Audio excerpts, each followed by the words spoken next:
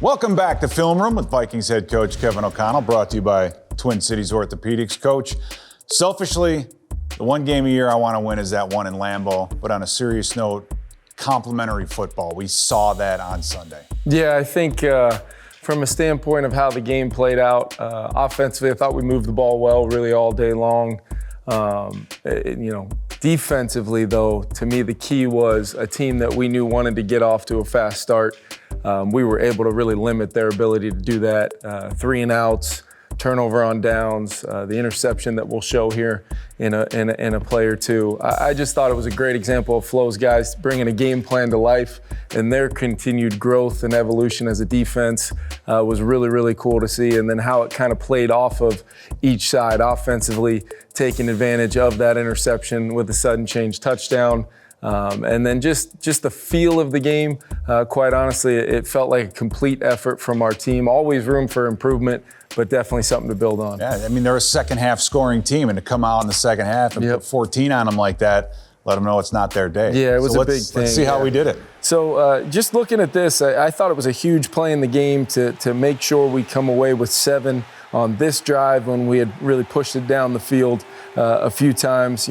Big time day in the passing game, and like we'll see right here, a third down touchdown in the low red. So fans might recognize this motion, just kind of looking at it from a standpoint of, we know TJ is now the outermost in a bunch right there, but by using this subtle little motion to now make KJ move outside of that, just trying to see what kind of change, adjustments, things we can make, whether the defense is in man, zone.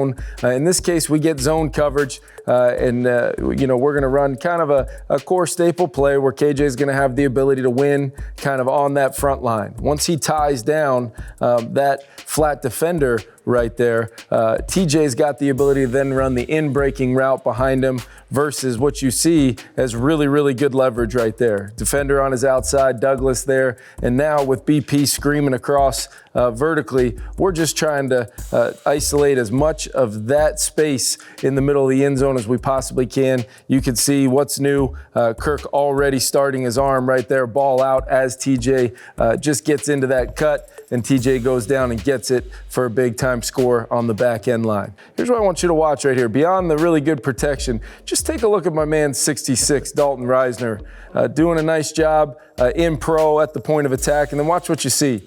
He's normally the first guy to the party and as excited as anybody right there. But we have a saying around here, Vikings picking up Vikings. Part of ball security is it takes all 11. Part of ball security is those linemen finishing downfield, expecting good things to happen.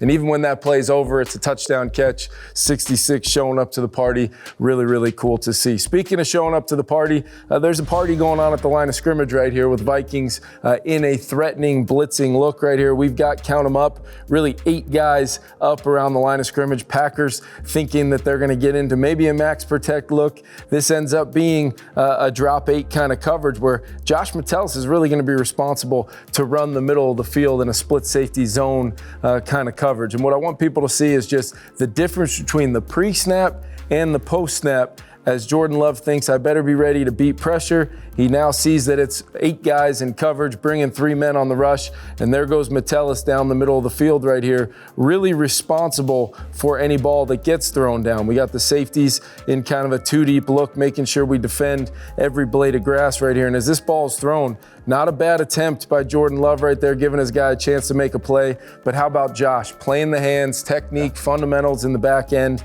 and making a huge play, getting guys blocking out in front, and really a critical turnover in the moment gives us the ball 1st and 10 at the 20 going in. You'll see it right here again.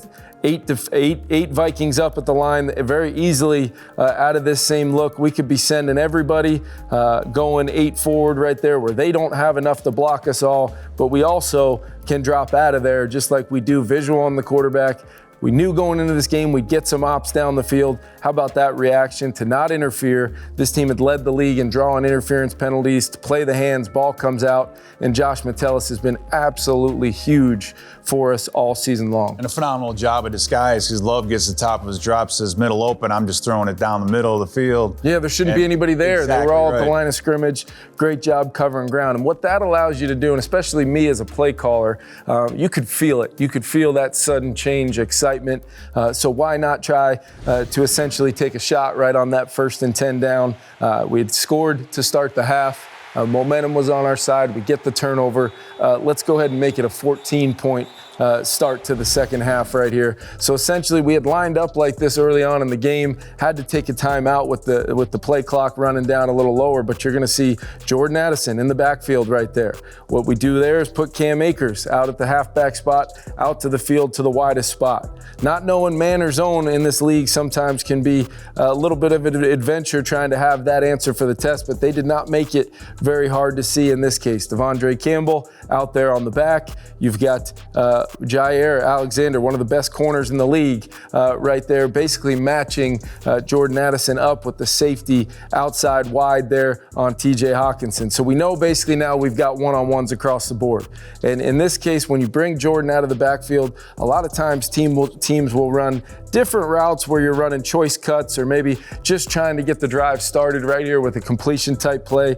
What you'll see if we watch this, Jordan's going to set Jair right about that 5-6 yard mark, selling it like he's about to, just a little subtle set right there, wins his leverage. And then what about that throw right there? Just an inside kind of vertical shot. It'll be a great look at it from the end zone right here. As you see, Jordan's going to arc his release, get out there and kind of give that subtle little set like I'm about to take the in break, but then he's going to go vertical off this thing and watch the throw from this angle. As far as the angle, dropping it in right there. It doesn't get any better than that. Hands catch, walking in the end zone, and then the Lambeau leap to follow right there. So I just thought it was a great example of execution.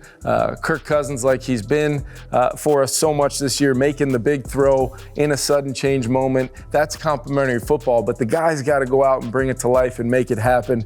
Was just an awesome example of it right there. And it's something, quite honestly, we're going to have to continue to find ways to overcome and play complimentary football differently now that we've lost our guy. As hard as it is to fathom not having Kirk running out there playing quarterback for the Vikings, the show goes on and we've got to find a way to keep chasing down victories, and that's what we're going to do. And speaking of the show going on, this show will also go on next week with Vikings head coach Kevin O'Connell.